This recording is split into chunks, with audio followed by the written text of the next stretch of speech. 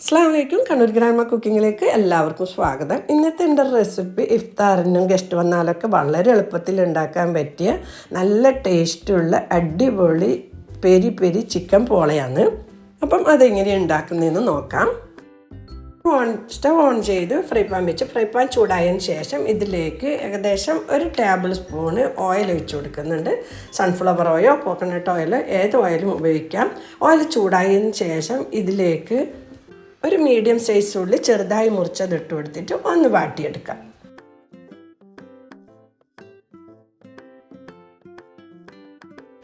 ഉള്ളി ഒന്ന് ചെറുതായി വന്നിട്ടുണ്ട്. ഇനി ഇതിലേക്ക് മസാല ചേർത്ത് കൊടുക്കാം. 1/2 ടീസ്പൂണ് മല്ലിപ്പൊടി, 1/4 ടീസ്പൂണ് മഞ്ഞൾപ്പൊടി, 1/2 ടീസ്പൂണ് കുരുമുളക് പൊടി.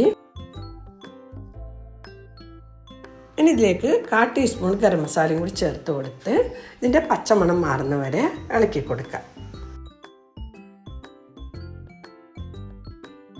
മസാല ഏകദേശം 1 മിനിറ്റ് ഇതുവരെ ഇളക്കി കൊടുത്തതിന് ശേഷം ഇതിലേക്ക് ചേർക്കുന്നത് 1 ടീസ്പൂണ് വെളുത്തുള്ളി പേസ്റ്റാണ്. വെളുത്തുള്ളി പേസ്റ്റ് ഇല്ലെങ്കിൽ വെളുത്തുള്ളി ചതച്ചത് ചേർത്ത് കൊടുത്താൽ മതി. 1 ടീസ്പൂണ് ഇഞ്ചി ചതച്ചത് ചേർത്ത് കൊടുക്കുന്നുണ്ട്. ഇതും ഇതിൻ്റെ പച്ചമണം മാറുന്നവരെ ഒന്ന് ഇളക്കി യോജിപ്പിച്ചെടുക്കാം.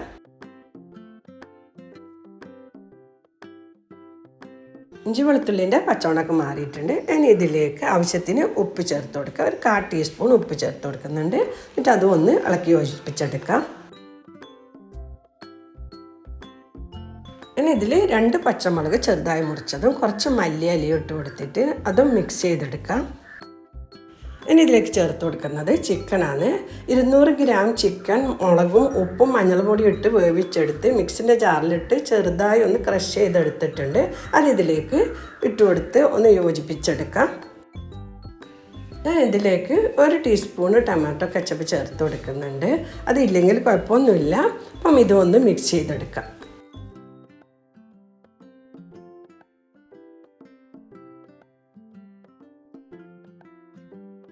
ചിക്കനും മസാലയൊക്കെ നമ്മൾ നല്ലപോലെ മിക്സ് ചെയ്തെടുത്തിട്ടുണ്ട്. ഇനി സ്റ്റൗ ഓഫ് ചെയ്തിട്ട് ഇത് ചൂടാറാൻ വെക്കാം. ഇത് ചൂടാറുമ്പോഴേക്ക് നമുക്ക് മറ്റുള്ള ചേരുവകൾ റെഡിയാക്കാം. ഇവിടെ ഞാനൊരു മിക്സിൻ്റെ ജാർ എടുത്തിട്ടുണ്ട്. ഇതിലേക്ക് ഞാൻ 4 മുട്ട പൊട്ടിച്ച് വെച്ച് കൊടുക്കുന്നുണ്ട്. ഇനി ഇതിലേക്ക് 1 കൈപ്പിടി മല്ലിയില മുറിച്ചതും 2 തണ്ട് കറിവേപ്പിലയും 1/4 ഗ്ലാസ് പാൽ ഒഴിച്ചിട്ട് ഇത് നല്ലപോലെ അടിച്ചെടുക്കാം.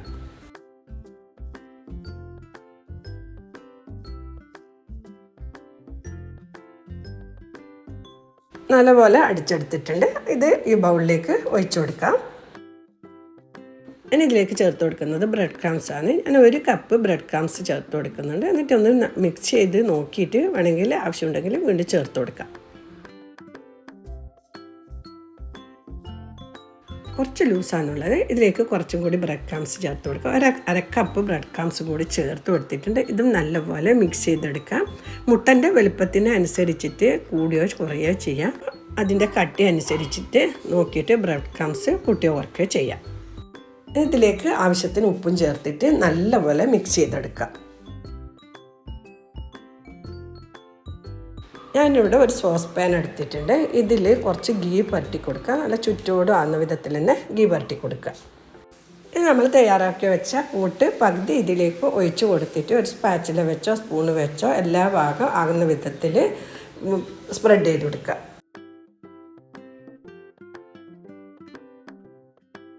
ഇനി നമ്മൾ തയ്യാറാക്കി വെച്ച ചിക്കൻ്റെ മസാല എല്ലാ ഭാഗവും കവർ ചെയ്യുന്ന വിധത്തിൽ ഇട്ട് കൊടുക്കുക.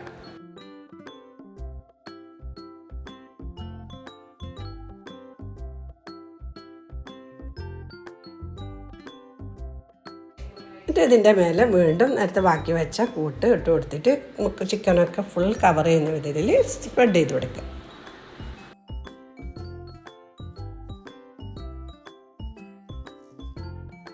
ചിക്കൻ നല്ലപോലെ കവർ ചെയ്തെടുത്തിട്ടുണ്ട്. ഇനി ഇതിൻ്റെ മേലിലേക്ക് ഞാൻ കുറച്ച് ചിക്കൻ ഇട്ട് കൊടുക്കുന്നുണ്ട്. അതില്ലെങ്കിൽ കുഴപ്പമൊന്നുമില്ല. ഇതുപോലെയും പോള റെഡിയാക്കാം. അതൊരു ഭംഗിക്ക് വേണ്ടി മാത്രം ഇടുന്നതാണ്.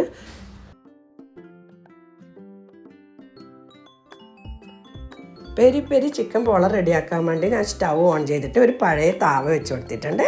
ഇതിൻ്റെ മേലിലേക്ക് ഇത് വെച്ച് കൊടുത്തിട്ട് ആദ്യം 1 മിനിറ്റ് ഫുൾ ഫ്ലെയിമിൽ വേവിക്കുക. എന്നിട്ട് ഒന്ന് തീ കുറച്ച് കൊടുത്ത് വളരെ ചെറിയ തീയിൽ 25 മിനിറ്റ് നമുക്ക് ഇത് വേവിച്ചെടുക്കാം. 25 മിനിറ്റ് കഴിഞ്ഞിട്ടുണ്ട്. തുറന്നിട്ട് നമുക്ക് പോള ആയി ഒന്ന് ചെക്ക് ചെയ്ത് നോക്കാം. ഇനി ഒരു ടൂത്ത് പിക്കോ അല്ലെങ്കിൽ ഇതുപോലെ ഒരു പപ്പടം കൊള്ളിയോ എടുത്തിട്ട് ഇതുപോലെ കുത്തി നോക്കിയിട്ട് ഇതിൻ്റെ മേലെ ഒട്ടിപ്പിടിക്കുന്നില്ലെങ്കിൽ നമ്മളെ പോള റെഡിയായി. അപ്പം പോള റെഡി ആയിട്ടുണ്ട്, ഒട്ടിപ്പിടിച്ചിട്ടൊന്നുമില്ല. അപ്പോൾ ഇനി ഇതുപോലെ ഒരു ഫ്രൈ പാനിലേക്ക് കമിച്ചിട്ട് കൊടുക്കുക. എന്നിട്ട് 2 മിനിറ്റ് ചെറിയ തീയിൽ വീണ്ടും വേവിച്ചെടുക്കുക.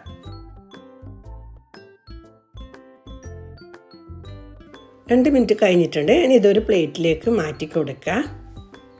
നല്ല ടേസ്റ്റി ആയിട്ടുള്ള വെറൈറ്റി പെരി പെരി ചിക്കൻ പോള റെഡിയായി. കാണാൻ തന്നെ നല്ല ഭംഗിയല്ലേ, കഴിക്കാനും അതുപോലെ തന്നെ നല്ല ടേസ്റ്റാണ്. ഇതുപോലെ ഉണ്ടാക്കിയിട്ടില്ലെങ്കിൽ എന്തായാലും ഒരു പ്രാവശ്യമെങ്കിലും ഉണ്ടാക്കി നോക്കുക. എന്നിട്ട് നിങ്ങൾക്ക് ഇഷ്ടപ്പെട്ടിട്ടുണ്ടെങ്കിൽ നിങ്ങൾ ലൈക്ക് ചെയ്യുക, ഷെയർ ചെയ്യുക, നിങ്ങളെ വിലപ്പെട്ട അഭിപ്രായം അറിയിക്കുക. ഇൻഷാ അല്ലാഹ് ഇതുപോലത്തെ നല്ല വെറൈറ്റി റെസിപ്പിയുമായിട്ട് വീണ്ടും കാണാം. താങ്ക്